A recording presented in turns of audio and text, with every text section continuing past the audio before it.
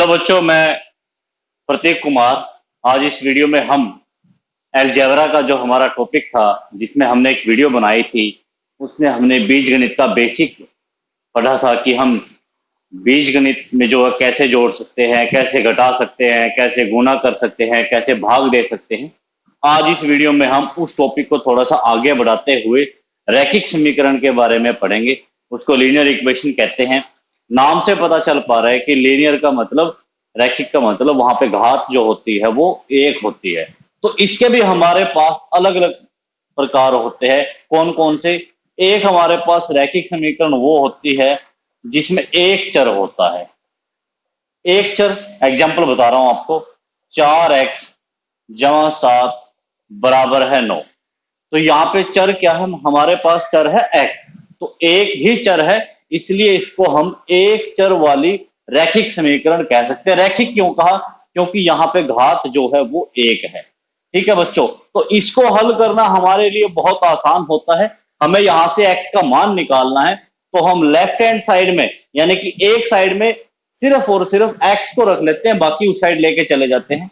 ये 7 उधर जाएगा, माइनस का हो जाएगा, 9 में से माइनस हो जाएगा। 9 में से जब हम 7 को घटाएंगे 2 आएगा, x का मान आ जाएगा 2/4, यानी कि 1/2। इस तरह के हमारे लिए बहुत सिंपल क्वेश्चन रहते हैं जिनमें एक चर होता है। एक हमारी रैखिक समीकरण होती है जिसमें दो चर होते हैं, और उसका नाम हम इस प्रकार भी ले सकते हैं, दो चरों वाली रैखिक समीकरण। दो चरों वाली रैखिक समीकरण। जैसे यही क्वेश्चन सपोज करो होता, और यहां पे यदि मैं एक चर तो मेरे पास x है ही, अगर मैं दूसरा चर भी यहां पे जोड़ देता, यानी कि x भी आ गया और y भी आ गया, दोनों की घात एक है, इसलिए रैखिक है। तो ये हमारी समीकरण बनेगी दो चरों वाली रैखिक समीकरण। ठीक है बच्चों, अब इन समीकरणों की कुछ विशेषताएं होती है।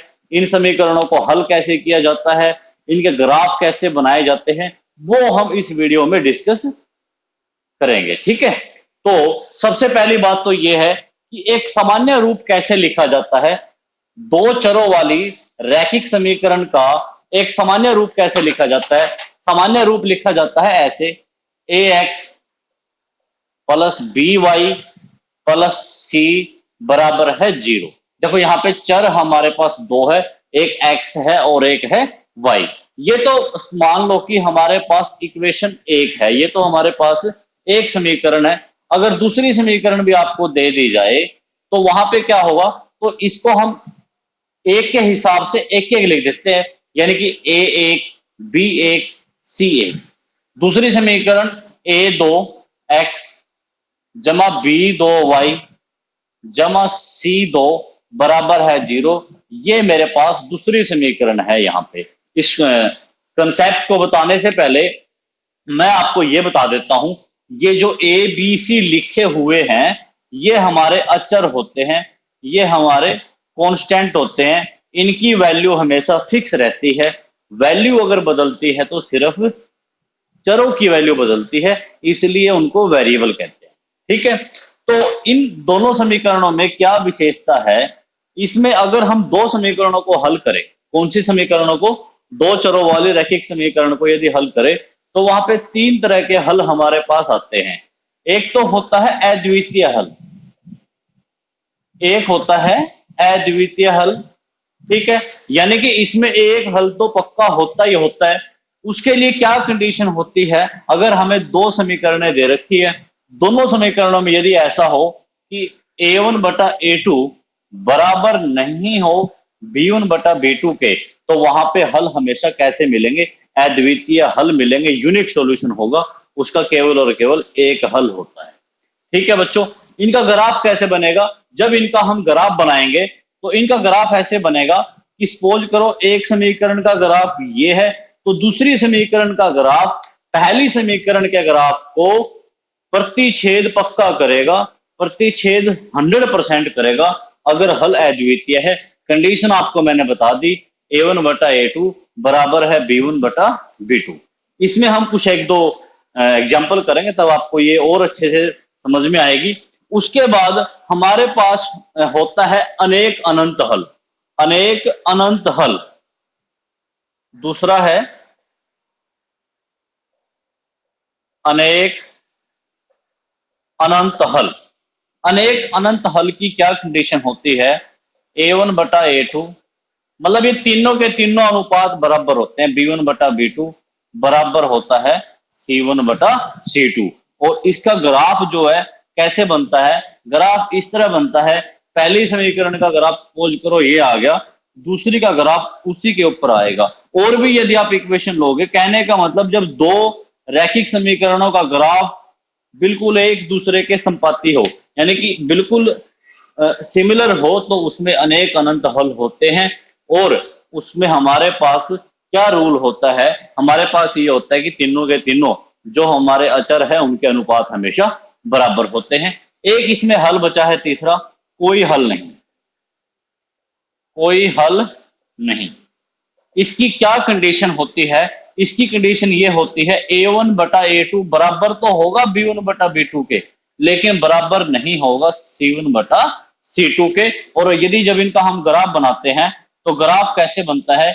यदि एक समीकरण का ग्राफ ये आ गया तो दूसरी समीकरण का ग्राफ हमेशा इसके समांतर होगा, यानी कि दो रैखिक समीकरणों का ग्राफ समांतर होगा तो वहां पे कौन सा हल होगा? कोई हल नहीं होगा। और उसके लिए हमारे पास कंडीशन ये रहेगी, पहले दो अनुपात बराबर है, लास्ट के दो अनुपात बराबर नहीं है। अब हम एक क्वेश्चन लेके चलते हैं और इन तीनों हलों के बारे में मैं आपको बताता हूं। क्वेश्चन है हमारे पास 2x जमा 3y बराबर है 7। ये तो है बच्चों पहली समीकरण, समीकरण नंबर 1। दूसरी समीकरण है हमारे पास 3x माइनस वाई बराबर है 5। आपको दो समीकरणें दे दी, ठीक है। हल ज्ञात करना क्या है, कैसे ज्ञात किया जाता है, उसको हम सबसे लास्ट में डिस्कस करेंगे। आपको दो समीकरणें देके यदि ये पूछ लिया जाता है कि इन दोनों समीकरणों में अद्वितीय हल है, अनेक अनंत हल है या कोई हल नहीं, तो आप कैसे निकालोगे? देखो पहली समीकरण में a का मान है 2, तो पहली है तो इसलिए मैंने उसको a1 लिख दिया, ठीक है। पहली समीकरण में B1 यानी कि B का मान, यानी कि जो Y का गुणांक है वो 3 है। और इसी तरह जो हमारा C1 का मान है, जब ये 7 इधर आएगा तो माइनस का हो जाएगा, ठीक है। जब इस 7 को हम लेफ्ट हैंड साइड में लेके आएंगे तो माइनस का हो जाएगा, क्योंकि हमारी रैखिक समीकरण का सामान्य रूप यही होता है कि A1x plus B1y plus C1 बराबर है 0 के। इसी प्रकार अब हम दूसरी समीकरण में निकाल लेते हैं A2। निकालना क्या है, वो मान हम लिख लेते हैं समीकरण से B2 और C2। A2 का मतलब दूसरी समीकरण में A का मान, यानी कि x का गुणांक है 3, y का गुणांक है -1, कुछ भी नहीं है तो एक तो है ही, माइनस का है। और C का मान, ये जब 5 इधर जाएगा लेफ्ट हैंड साइड में, ये हो जाएगा 5। अब हम ऐसा करते हैं, इनके अनुपात निकाल लेते हैं। जैसे मैंने तीनों कंडीशन आपको यहाँ पे समझाई थी, A1 A2 B1 B2 C1 C2, इस तरह हम ऐसा करते हैं, इन तीनों जो हमारे पास तीनों के तीनों अनुपात है वो निकाल लेते हैं। यानी कि A1 बटा A2 कितना आ जाएगा? 2/3। इसी प्रकार B1 बटा B2 बराबर होगा 3/-1, ठीक है। 3/-1 का मतलब माइनस का 3 ही होगा। इसी तरह C1 बटा C2 -7 -5 यानी कि 7/5। अगर आप वहां से एक चीज ध्यान से देखोगे कि पहले जो दो अनुपात है वो बराबर नहीं है, यानी कि A1 बटा A2 बराबर नहीं है इसके B1 बटा B2 के, तो इसका मतलब इन दोनों समीकरणों में अद्वितीय हल होगा, इन दोनों समीकरणों में अद्वितीय हल होगा। और जब हम एक टॉपिक करेंगे निर्देशांक ज्यामिति का, कोऑर्डिनेट ज्योमेट्री का, जब उसको करेंगे तो मैं आपको इन दोनों का ग्राफ बना के भी दिखाऊंगा कि इन दोनों का ग्राफ कैसे एक दूसरे को प्रतिच्छेद करेगा। फिलहाल आपको यह समझना है कि आप A1 A2 B1 B2 C1 C2 उनका अनुपात निकाल के आप तीनों में कंपैरिजन करके जोन सा आपको हल मिलेगा वो उन दोनों समीकरणों से संबंधित होगा। अब मेन जो बात है वो क्या आती है, क्वेश्चन किस तरह का आता है एग्जाम में, यह भी इंपॉर्टेंट है लेकिन मोस्टली जो क्वेश्चन आता है वो ये आता है कि आपको दो समीकरणें दे दी और ये कह दिया कि इनको हल करो, एक्स का मान निकालो, वाई का मान निकालो, वो सबसे ज्यादा इंपॉर्टेंट है। तो देखो बच्चों, जब हमारे पास दो रैखिक समीकरणें होती है ना, तो उन समीकरणों का उन समीकरणों को हल करने के लिए, यानी कि उनमें एक्स और वाई का मान निकालने के लिए हमारे पास अलग अलग तरह की विधियां होती है, जैसे प्रतिस्थापन विधि, वज्र गुणन विधि। ठीक है, तो बहुत सारे मेथड होते हैं दो समीकरणों के हल करने के। हम आज इस वीडियो में एक मेथड को डिस्कस करेंगे जिसमें हम या तो x के गुणांक बराबर करेंगे या करेंगे y के गुणांक। गुणांक क्या होते हैं मैं आपको आसान, बिल्कुल एकदम इजीली वे में समझा देता हूं। यहाँ पे x का गुणांक 2 है, यहाँ पे x का 3 है, y का गुणांक 3 है और y का गुणांक दूसरी समीकरण में -1 है। तो या तो अगर आप गुणांक विधि से इनको हल कर रहे हो दोनों समीकरण को, या तो x के गुणांक बराबर होने चाहिए या फिर y के गुणांक बराबर होने चाहिए। लेकिन जैसा हम क्वेश्चन में देख पा रहे हैं, ना तो x के गुणांक बराबर है क्योंकि पहली समीकरण में x का गुणांक 2 है, दूसरी में x का गुणांक 3 है। पहली समीकरण में y का गुणांक 3 है और दूसरी समीकरण में y का गुणांक -1 है। तो या तो आप x के मान या तो x के गुणांक बराबर करो या y के करो। यदि आप x के बराबर करना चाहोगे तो ऊपर वाली समीकरण को तो गुणा कर दो 3 से, 3 दूनी 6, नीचे वाली समीकरण को गुणा कर दो 2 से, 2 तिया 6, आसानी से हो जाएंगे। यदि आप y के गुणांक बराबर करना चाहते हो, देखो y में ऊपर है 3, नीचे -1 है, तो अगर मैं दूसरी समीकरण को 3 से गुणा कर दूं तो गुणांक बराबर नहीं हो जाएंगे y के। तो देखो कैसे, मर्जी है आप लोगों की, आप x का गुणांक भी बराबर कर सकते हो और y का भी। दोनों के मैंने आपको मेथड बता दिए। तो इसमें हम y के गुणांक बराबर करते हैं, तो लिखेंगे समीकरण 2 को 3 से गुणा करने पर, यानी कि हमने क्या किया, जो हमारे पास समीकरण नंबर 2 थी उसको हमने 3 से गुणा करना है। एक को तो हम ऐसे लिख लेते हैं, एक क्या थी हमारी 2x, एक थी हमारी 2x जमा 3y बराबर है 7। समीकरण 2 को हमने गुणा करना है 3 से, तो इसके प्रत्येक अवयव को 3 से गुणा करना पड़ेगा। 3 तिया 9x -3y बराबर है 3 पंजे 15। इसको नया नाम दे देंगे समीकरण नंबर 3। अब आप देखो इन दोनों समीकरणों में क्या हुआ, y के गुणांक बराबर हो गए। पहले तो हमें क्या करना है, पहले तो चेक करना है कि दोनों इक्वेशन में, दोनों समीकरणों में x के गुणांक बराबर है या y के हैं। अगर नहीं है तो हम किसी एक चर के गुणांक को ऐसे बराबर कर सकते हैं। अब उसके बाद जिसके हमने गुणांक बराबर किए हैं उनसे पहले चिन्ह देखो, मार्क्स देखो कि कौन कौन से है। पहली समीकरण में तो प्लस का है, दूसरी समीकरण में माइनस का है। तो जब दोनों चिन्ह अलग अलग हो, ध्यान से सुनना, अगर दोनों चिन्ह अलग अलग हो तो आपको दोनों समीकरणों को जोड़ देना है। यदि दोनों चिन्ह अलग अलग हो, एक प्लस है एक माइनस, या एक में माइनस और दूसरी में प्लस, तो आप दोनों समीकरणों को जोड़ दोगे।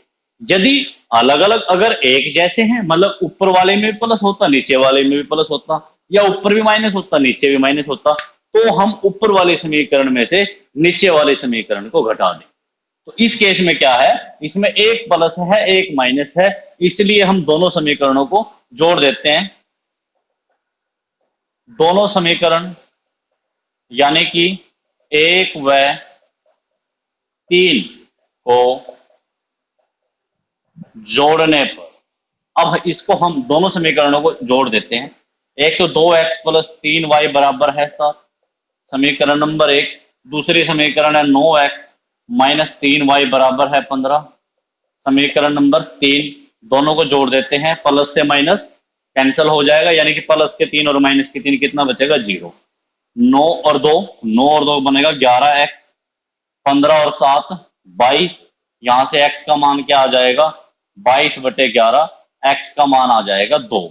ठीक है बच्चों, ये x का मान आप समीकरण 1, समीकरण 2, समीकरण 3 किसी भी समीकरण में रख दो, वहां से मान आ जाएगा y का। तो हम समीकरण नंबर 2 में रख लेते हैं x का मान समीकरण 2 में रखने पर, यानी कि जो समीकरण नंबर 2 है उस 2 में आपको जहां भी x दिखाई दे आप x का मान रख देना 2। तो समीकरण 2 थी हमारे पास 3x माइनस वाई बराबर है 5।